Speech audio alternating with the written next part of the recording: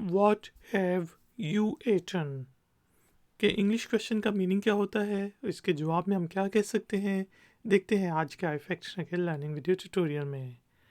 तो दोस्तों, what have you eaten, या फिर इससे बेटर जो है हम पूछ सकते हैं व्हाट डिड यू ईट, कि तुमने क्या खाया।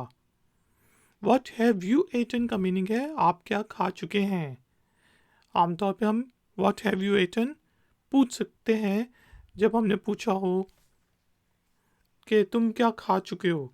ये आप कहते हैं यार चल खाने के लिए बाहर चलते हैं, दोस्त कहते हैं नहीं यार मेरा मूड नहीं है, तो आप उससे पूछें यार तुम व्हाट हैव यू ईटन, तुमने क्या खाया है।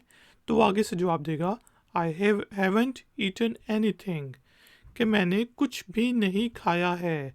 आई हैवंट ईटन एनीथिंग, मैंने कुछ भी नहीं खाया है। तो हमने देखा व्हाट हैव यू ईटन का मीनिंग होता है आपने क्या खाया है, तुम क्या खा चुके हो।